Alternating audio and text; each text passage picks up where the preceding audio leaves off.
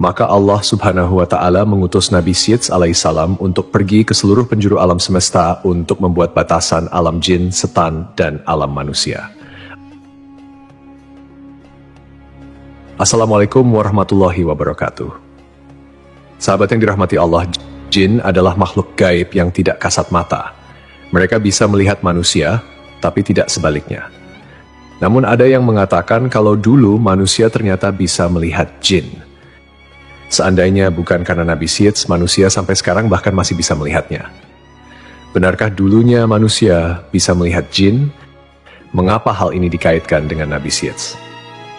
Tonton dan simak video ini hingga akhir agar tidak ada kesalahpahaman dalam memahami isi cerita. Nabi Syeds adalah salah satu nabi utusan Allah Subhanahu wa Ta'ala. Nabi Syeds adalah putra Nabi Adam dan tidak termasuk dalam 25 nabi dan rasul yang tersebut dalam Al-Quran.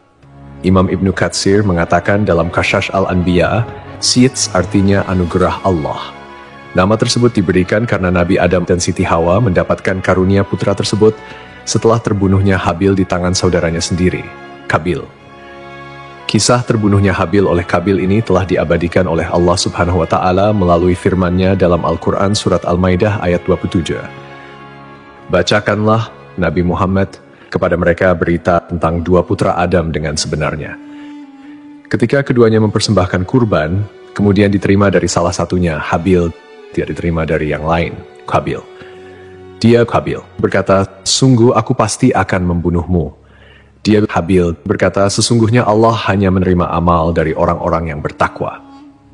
Qabil bisa disebut sebagai awal mula angkara murka di muka bumi setelah Nabi Adam alaihissalam diturunkan ke dunia. Karena perbuatannya itu, Qabil harus menanggung dosa yang terus mengalir sampai hari kiamat. Rasulullah Shallallahu Alaihi Wasallam bersabda, tidaklah dibunuh satu jiwa dengan zalim, melainkan dosa pembunuh itu akan ditanggung pula oleh anak Adam yang bernama Qabil, karena dialah yang pertama memberi contoh pembunuhan. Hadis riwayat Bukhari dan Muslim. Hal senada juga disampaikan Rasulullah Shallallahu Alaihi Wasallam, barang siapa memulai perkara baik yang disyariatkan maka baginya pahalanya dan pahala orang yang mengikutinya sampai terjadinya hari kiamat. Dan barang siapa yang mulai perkara jelek maka baginya dosanya dan dosa orang yang mengikutinya sampai terjadinya hari kiamat.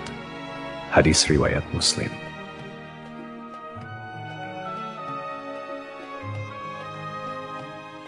Dikisahkan setelah Nabi Adam alaihissalam mengetahui Habil terbunuh, Nabi Adam sangat bersedih dalam waktu yang lama.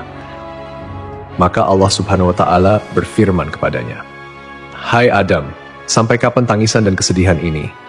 Sesungguhnya aku akan memberikan pengganti dari anak itu untukmu dengan anak yang terpercaya dan akan menjadi seorang nabi. Dari keturunannya akan ku menjadikan para nabi hingga hari kiamat. Tandanya adalah dia akan dilahirkan sendirian, tidak mempunyai saudara sekandung, dan apabila lahir anak itu, berilah ia nama Syeds. Seperti yang kita ketahui bahwa sebelumnya, setiap kali melahirkan, Hawa selalu melahirkan anak kembar. Namun, kelahiran Nabi Syeds tidak memiliki saudara kembar. Ketika Hawa mengandung Nabi Syeds, kandungannya tidak terasa berat, dan Hawa melahirkannya tanpa bersusah payah. Tajlang Rudi mengatakan dalam buku Akhlak Para Nabi bahwa Syeds lahir 5 tahun setelah Habil dibunuh oleh Qabil. Dalam kitab Qasas al-Anbiya, sebagaimana diceritakan oleh Salim Umar Alatas, disebutkan bahwa Nabi Adam sempat menderita sakit selama 11 hari sebelum wafat. Saat masih sakit, Nabi Adam berwasiat kepada Syeds untuk meneruskan wasilah kenabian. Syeds menerima beberapa wasiat dari ayahnya, termasuk perintah untuk memerangi Qabil yang durjana. Nabi Adam juga memberitahukan kepada Syeds tentang akan terjadinya topan dan kehancuran alam.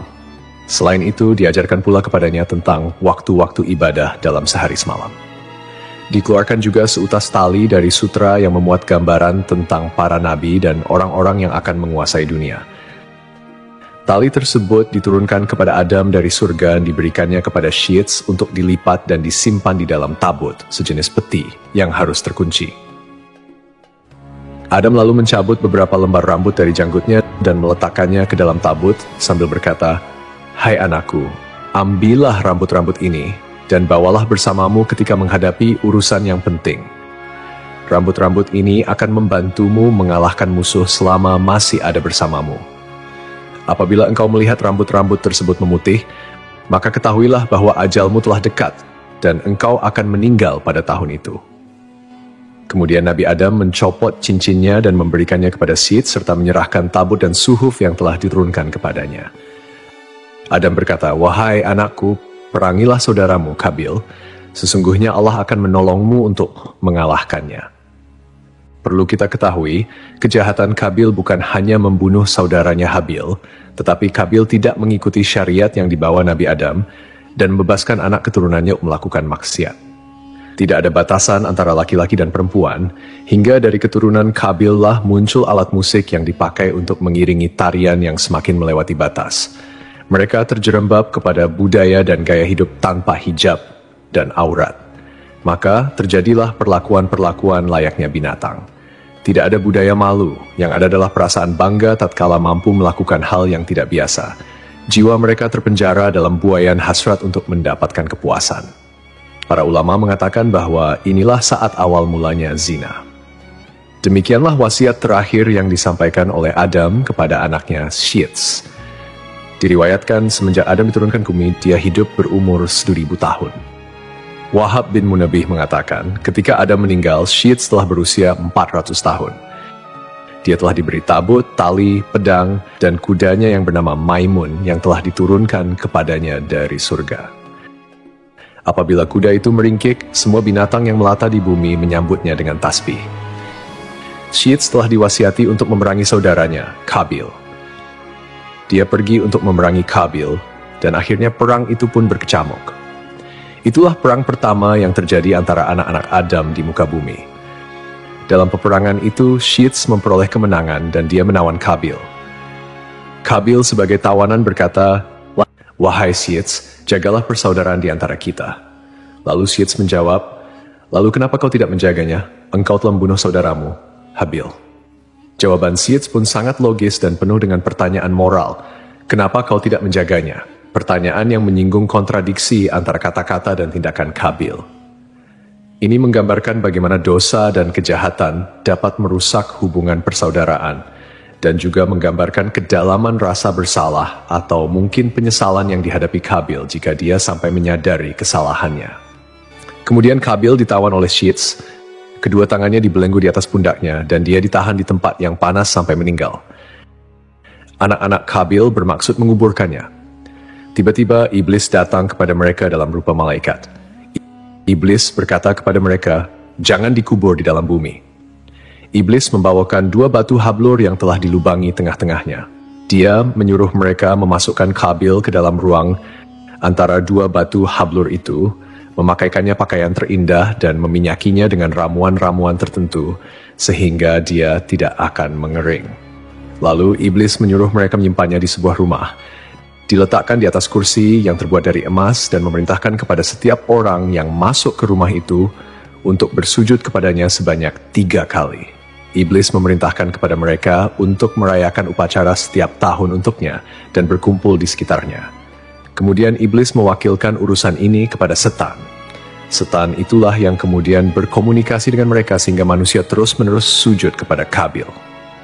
Sementara Syed, setelah dia menunaikan tugasnya memerangi Kabil, pulang ke negeri Hindi, India, Syed terus melanjutkan tugasnya sebagai nabi dan pemimpin spiritual keturunan Adam yang taat kepada Allah.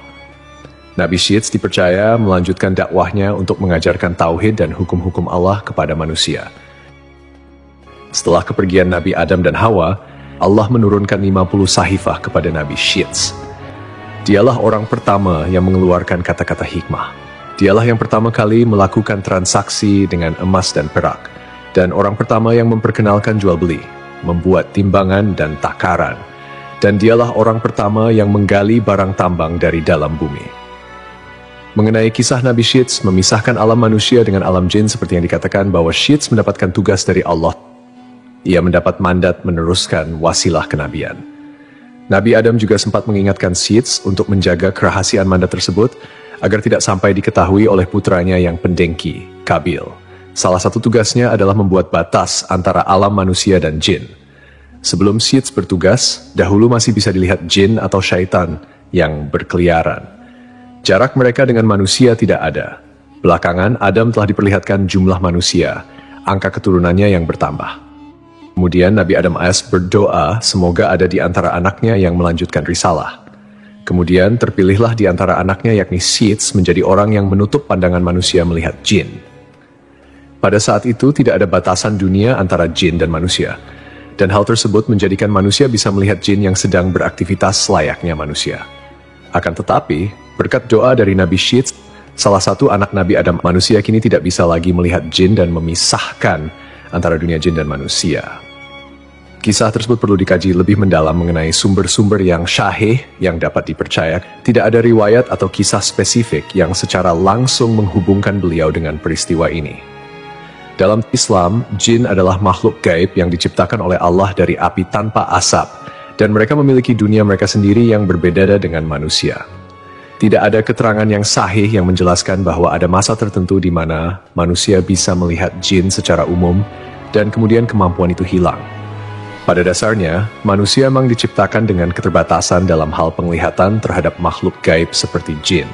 Hal ini adalah bagian dari ujian di dunia, di mana manusia harus beriman kepada yang gaib, tak terlihat, termasuk keberadaan jin, malaikat, dan hal-hal yang tidak tampak oleh mata. Dalam ajaran Islam, manusia bisa melihat jin hanya jika Allah menghendakinya, misalnya melalui kejadian-kejadian tertentu atau sihir yang dilarang. Namun, ini bukanlah sesuatu yang umum atau diceritakan secara spesifik dalam sejarah Nabi Sits. Wallahu a'lam bishawab. Hanya Allah yang mengetahui kebenaran yang sesungguhnya.